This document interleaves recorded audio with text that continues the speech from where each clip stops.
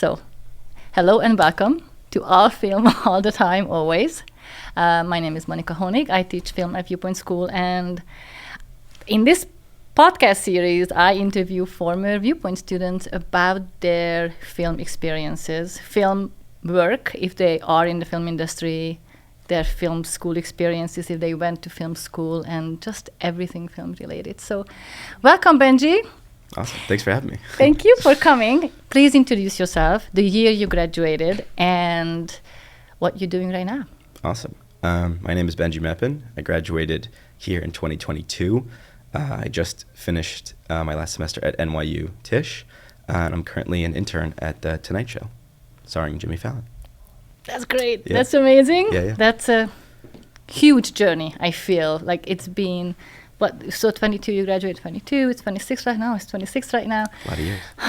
So tell me about, let's start with your film at Viewpoint experience. Yeah. I'm assuming you started in 9th grade, did you? I think I started in middle school, actually. Okay, tell me about a little bit about your classes and how it works here at Viewpoint. Yeah, so I started in 8th grade. It was Introduction to Filmmaking. It was in the high school building with Miss Dunn, and that was like you get a camera and you get Final Cut Pro, I think it was, and you just kind of go and you make silent movies and black and white movies, and you learn the kind of the basics, and then come to 9th grade and begin the film, 1, 2, 3, 4 journey. It was exciting. I mean, obviously, I had COVID is a big piece that from the second semester sophomore year, basically until senior year, at the very end of junior year, came back to Film 3 in person. But I mean, you and I probably had a year and a half of non-in-person instruction. Zoom filmmaking, very hard. Which was very hard. But, right out of the beginning of high school, it's exciting and you get to kind of, get to the big new classroom, and it feels very exciting. I think where it really began to set in was during Film 2, which is when I was on Zoom, and we got to be able to make kind of no holds bar, whatever you can at home, which is exciting. That's good. And then it was nice to kind of have counsel with you on editing or scripts or whatever it was. And then after the pandemic, we were able to come back to campus in the spring of 2021. We picked up Film 3. And I think there was a whole new energy, at least from my grade or my year, about like, we're back, we're in person. Let's go make something big. And we had all of that kind of pent up film energy from the past 2 years that was really exciting to use in Film 3 and then in Film 4 as well. And you did really well already in Film 3. You made La Flexa, Yeah. which was a huge Film 3 project. That was and fun. Went to festivals, and I still have the poster. And then we went into Film 4. Yeah. Tell me about Hardcore and how it came together and what your role was in it. Hardcore was a really exciting project. And the most famous one in numerically to date in according to us. According to you. us right here. Exactly. It was really exciting. We had a great group of people who, knew each other and knew we all kind of had a specialized role of what we wanted to do in junior year of high school. So by senior year, we were, rearing and ready to go. It was really exciting. I think one of the keys to the success on Hardcore was, just from my perspective at least, was that we all had a lot of energy. We all wanted to devote our free time to the film. After school, late night, on the weekends, it was our it wasn't just a school project, but it was our personal passion project.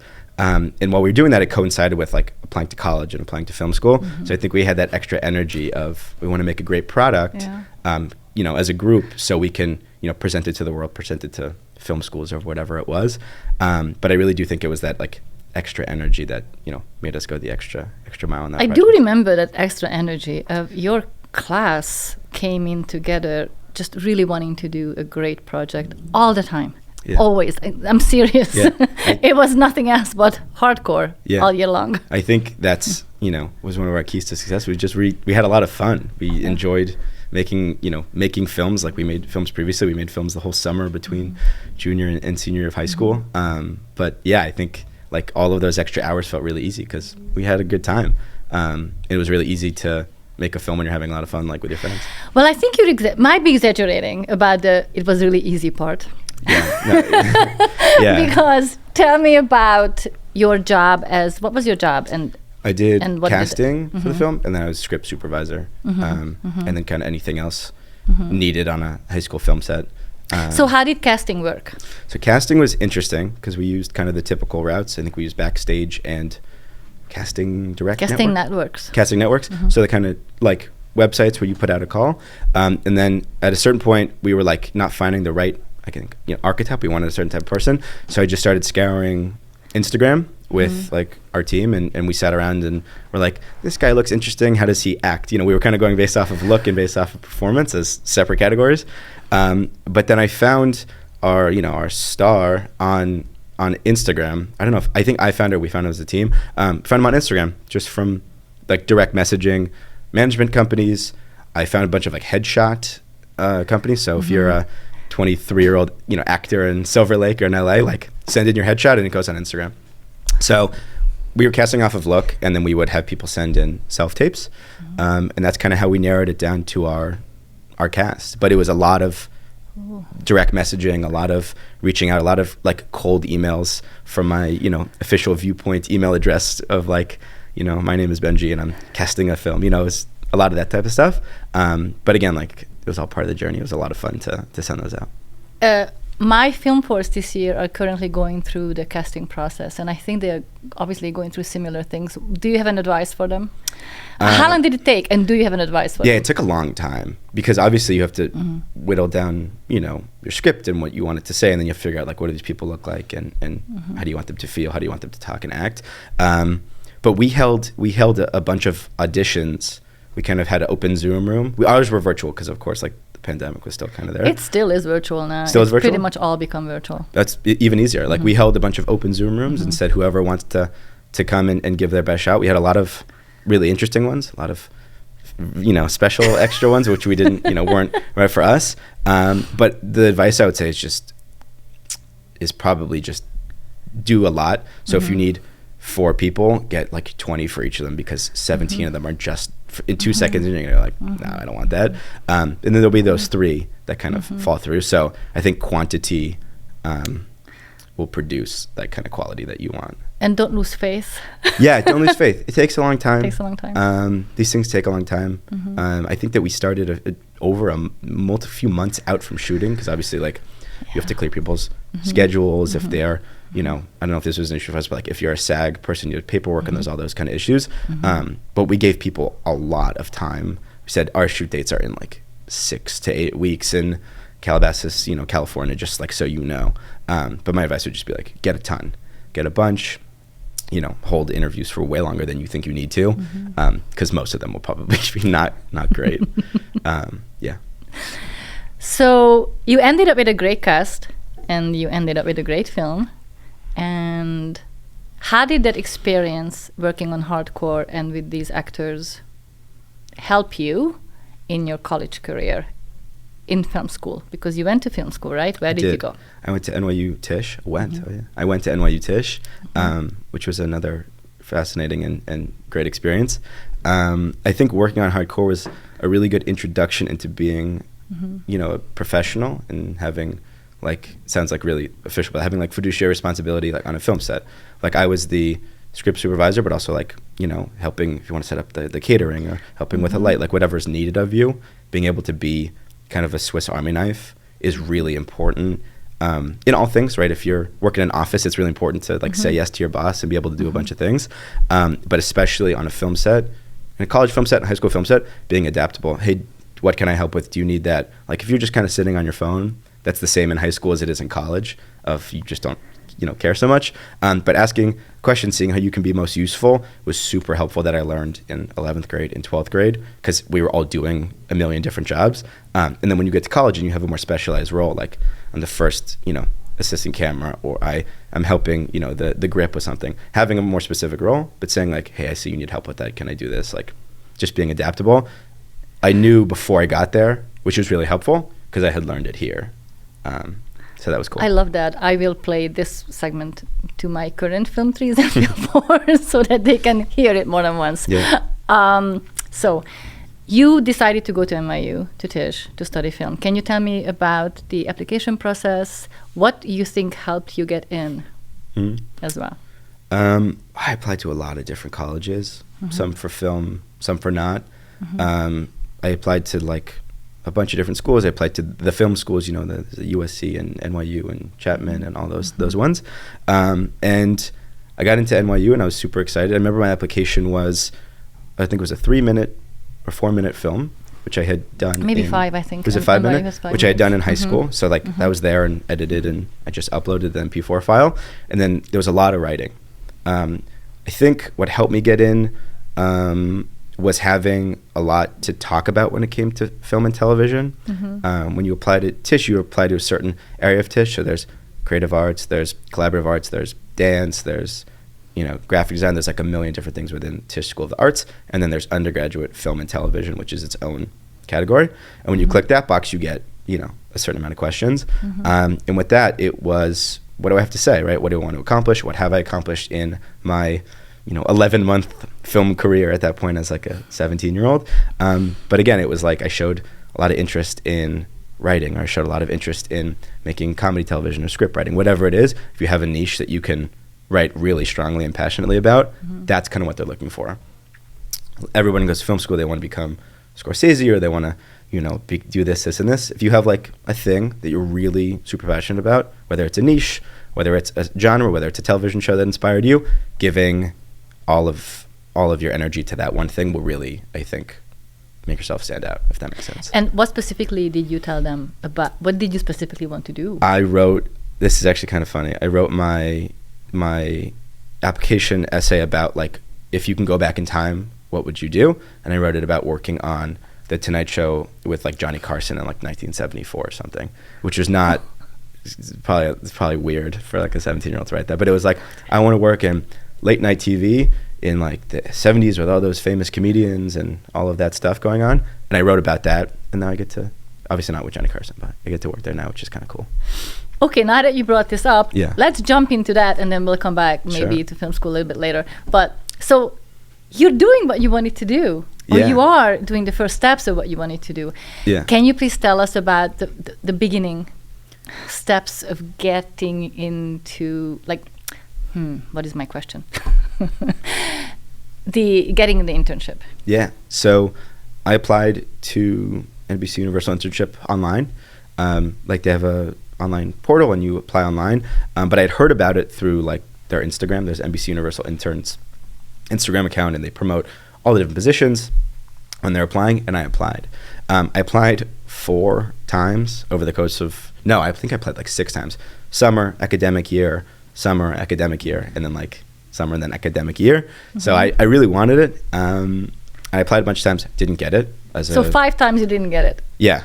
Okay. So you got to keep, keep going. I applied a bunch of times, and then I ended up using LinkedIn to kind of make connections, because I wanted to somehow differentiate myself of like, how do I, connect with someone there and just learn more about it. Because I was really curious about the internship. I was curious about the company, but I wanted to know more.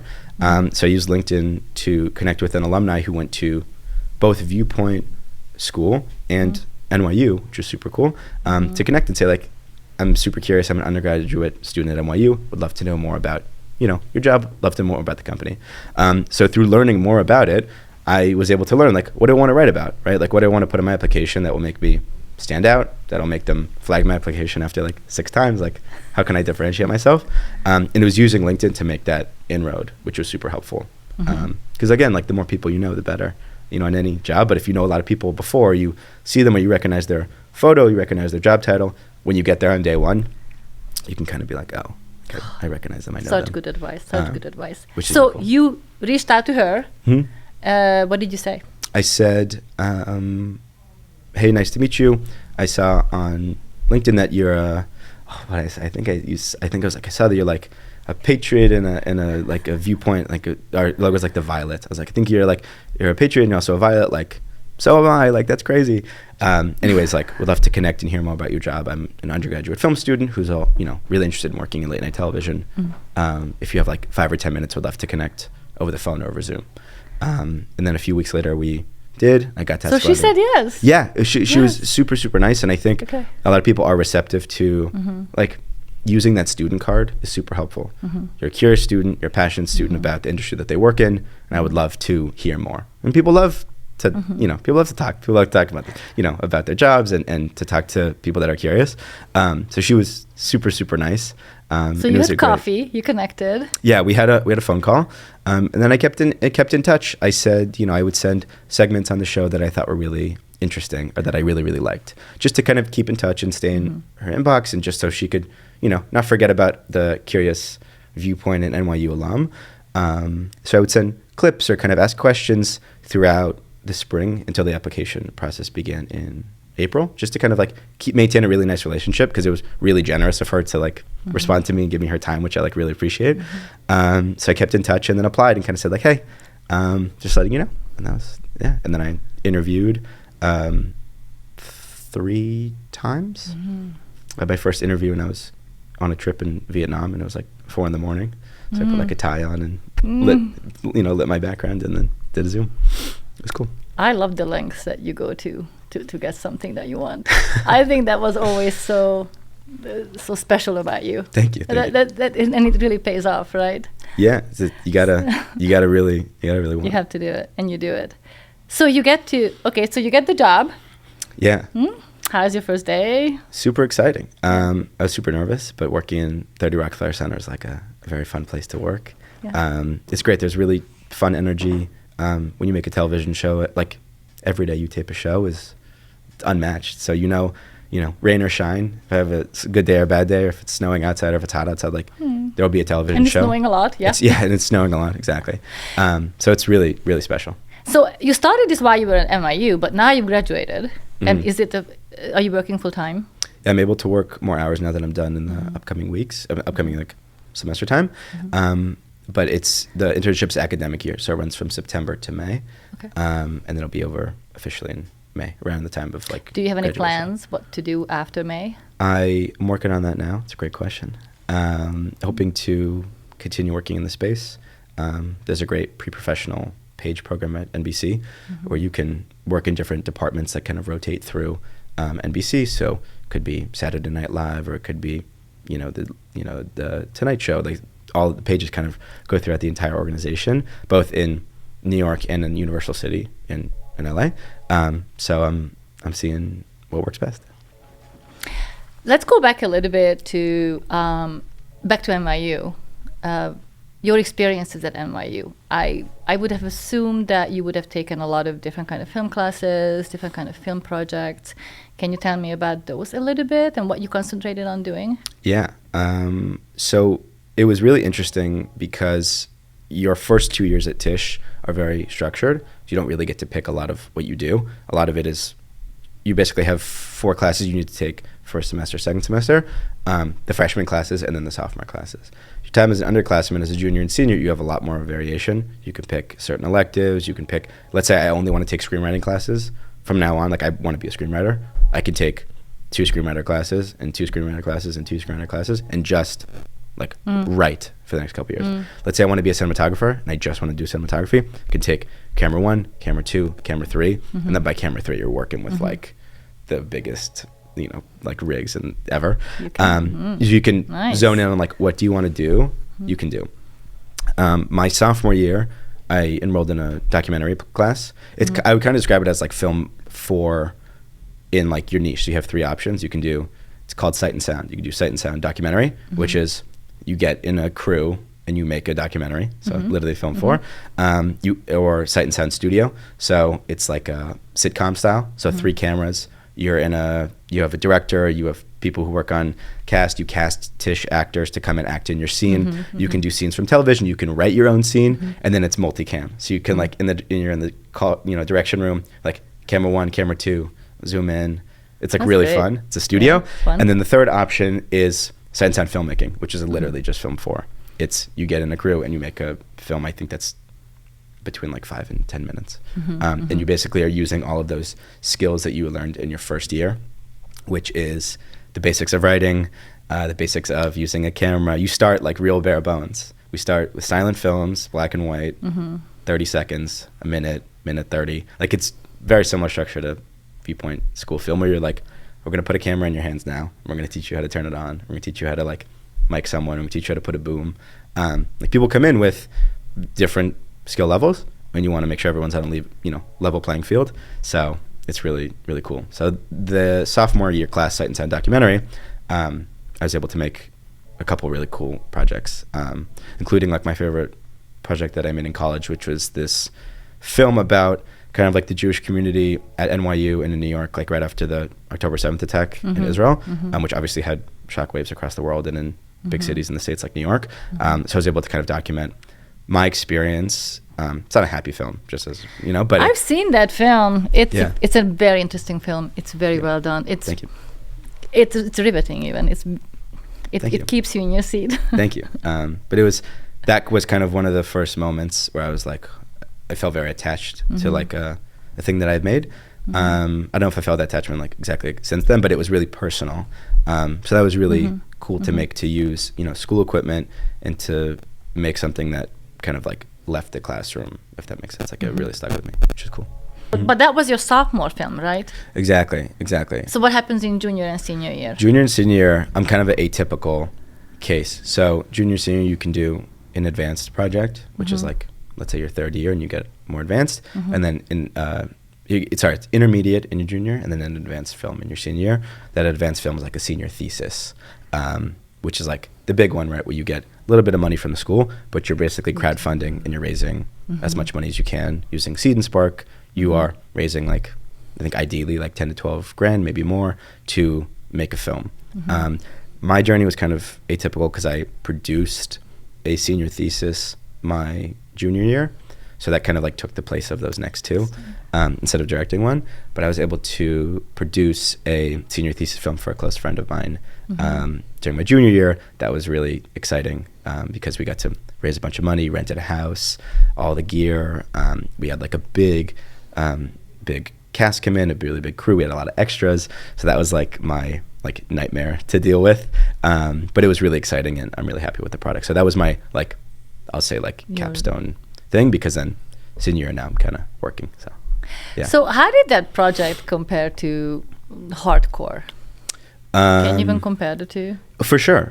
It was similar in the sense that all the steps are the same. Was let's get a script and let's like make the script as best we can. And it was both scripts were terrific. It was, what do we need? So we need a house and we need this many characters, and then let's cast it. With the differences, like obviously in high school, it's you're not raising money. Like we're very lucky to get some money to make the film with. Biggest thing was raising funds. College thesis film. So like people are very charitable, but asking money to like so me and my friends can make a film is like kind of a harder sell. So it was like finding sponsors to match donations on Seed and Spark. It was finding sponsors to help give us food for free, finding people to help give us catering at a reduced rate because like we're just students, renting a house, like trying to figure out insurance. We have to get like a COI, it's like a certificate of insurance. We have at NYU you have to get filmmakers insurance, so you have to pay money and you have like a pretty medium like premium to try to like basically prove I'm not going to burn this Airbnb down that I'm renting from you. So you'll let me make a film. Can you shoot at Airbnbs? I thought they were frowned upon. I don't think this isn't going out anywhere. I'm kidding. I'm kidding. No, I'm kidding. I don't know if you're supposed to. We didn't end up shooting. And anywhere, you didn't. Yeah. But we were going to, and they were like, "How many people were coming?" We were like, 40. Like, no. But we used a friend of someone like outside of New York City on Long Island. The steps were like the same as film 4, and then it was like capturing this thing as best we can, having really, really, really long days that are like, at the end of them are like really fun because you're like, I'm get to make a film with my friends, and then editing forever. So the steps are more or less the same. The biggest difference was raising money. And also the understanding that when you're raising money and making a film, you're basically like your time is someone else's money. So like if you gave me $100, like I better be working on that day. Like, you know what I mean? I don't want to be wasting someone else's money. And also the product that you deliver is like basically someone else paid you to make a film. So you want to make the best film you can make because people invested their time and people invested their money. So you don't want to deliver something subpar. Very good point. Yeah. Okay. Do you think it would be useful if we had high school kids raise money for their films? Or was it a little bit better, maybe from my perspective, maybe better if I just let them use their creativity and not worry too much about the money? I think I would say I like that they don't have to raise money. Obviously, it's like a big privilege, and you can focus on your film. Also, like even playing field. I think in college, not everybody's on an even playing field, but there you go out into the world because you have a big network. Everybody's from somewhere else. Everybody knows different people, and you have to basically use your best network to raise as much money as you can. Maybe in high school, when you haven't gone out into the world so much, and your network is a little smaller, like your network is Viewpoint, your network is whatever. That could create an unfair playing field. I fear in any school, not just here. And in college, like you're on your own, so you gotta if you need to rent like a $2,000 a week lens, like that's on you. But if you don't need that, you can find a different way to do it. That's also on you. So I think high school is nice. You have that protection of like, I'm going to focus on like making the best product with the skills that I have. And then fundraising is a whole different terrible thing. Great. Yeah. Great. Yeah. But it's exciting. So, now that you're out of NYU and you are getting into the work situation, any advice for our current juniors and seniors about the industry itself? Ooh. I feel like every answer to this question is like, oh, like it's so hard to get a job, like the industry's so bad. One thing I did during college to kind of like diversify what I was learning was like I picked up another major. So like at NYU I studied in Tisch, studied film and television, that I also studied political science and kind of the College of Arts and Sciences. So I was able to graduate with like 2 different fields of study under my belt. I think that that's a helpful tool if like you go to film school and you graduate film school and you're like, I don't know if I like want to forever be a director, or I don't know if I want to work at a talent company, which a lot of people do want to do that, and that's great. Hoping to be amongst that group, but a lot of people don't, and they want to go do this, or they want to go to graduate school, they want to do something like that. Having a diversity in your education, I think, is super helpful. In any art school, I think is super helpful. Like study something else, learn about it. I'm sure you have other interests, and pursue that alongside your arts education. So when you graduate, like you just have more options. You have to pay tuition anyways. You might as well, have more options. So that was a big piece of advice that I got, which I think was very, very helpful. Looking back, I think facing like towards the industry, I don't know if I can speak to that. I just graduated, 5 minutes ago. I feel like there's probably more qualified. I can see that. Yes. More qualified people to speak to. And now that you picked up political science as well, are you thinking that you wanted to work? You want to combine the two, or? I would love to. Political documentary is super, super fun. I got to work on a political documentary my sophomore year. I did for a couple weeks, I worked on this HBO political doc, which was really exciting, and then it all fell apart. But I would love to do that. I think political science is just like any general education major, like English. You can go to law school, you can, get a master's degree. So I like having that avenue open, because I think that would still something that I would totally be interested in doing in the coming years. But I just view it as like a window into like the non-arts world if you wanted to have one. Great. Yeah. So maybe I have 2 more questions. Let's talk a little bit about AI. Oh, no, okay. I know, right? What is it? Sure. Has it even come into your life as a filmmaker, film professional? For sure. Yeah? Also just as like a college student. As a college student, like a lot of people use AI. Okay. I don't think I feel like it's a very typical answer. Like, I don't think it's good at writing.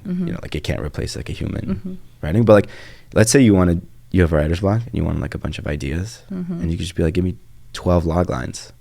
I mean, most of them are probably bad. And let's say that they are bad, and it's okay. Yeah, and that's okay. But you can also like train a ChatGPT model to like come up with anything you want. I do think though, like human work is probably irreplaceable in the sense that like our creative minds come up with films, and that's great. But like, let's say you wanted to make a schedule. Like I did this for my film. I used like helped AI tools. Like people are dropping stuff off at different times. Like set decorators coming at this time, but I know that like the van's going to be late and they're bringing their stuff, and like the food's getting dropped off, and I'm going to be there too, and we have to pick this up. Put in all this information, make me a PDF with a schedule, and it makes pretty good. Like it's pretty good at that. It's like I think that could be an interesting tool. That's such a good tip. I will relay this information for immediately. Sure. Like I think if you're making a schedule, you're doing something logistical. Even like I need to rent a van in New York City because I have a film shoot on this date, and I'm leaving from this place on Broadway and I need to go to this street in Brooklyn. Find me 5 rental companies below $300 per day that can get me there. It's just going to give you links, but it'll save you a couple minutes. You know, like I think that's like a pretty rudimentary use of artificial intelligence. I love it. But like I've used that to, like, it just saves you Of like course. a couple minutes. Yeah. But yeah. Great. I wouldn't, don't write a script with this. No, we have tried it. Yeah. It's pretty funny what Yeah. it comes up with. Yeah. It's actually a fun exercise Yeah. if you ever want to try it. Yeah. Really. What is next for you? Other than I'm understanding that you are doing your job, but Yeah. how do you see yourself in 5 years? Oh boy. That's a great question. I would love to go to graduate school in some capacity, so law school or something like that, to kind of build on that, you know, career that I could have, whether it's in film or entertainment or anything like that. I don't know. Beyond like having further education, I don't know. Maybe I'll hopefully continue to work in the late night space. I don't know. Maybe I'll come back and do another podcast in 5 years. You Do a follow-up. should. And would you also come back to work in LA Yeah, I would love to. and then stay and then come back to the podcast and just keep on doing this? That sounds like the dream. Yeah, my family's here. Everybody's here. That'd be terrific. Okay. Yeah. Well, thank you so much for coming. Of course. Thanks for having me. I think that I would love to see you and the whole crew maybe come back together, the crew of Hardcore, come Yeah. back together and talk about the good old days. I'll reminisce. Maybe sometimes next year. Awesome. Thank you so much, Thank you. Benji.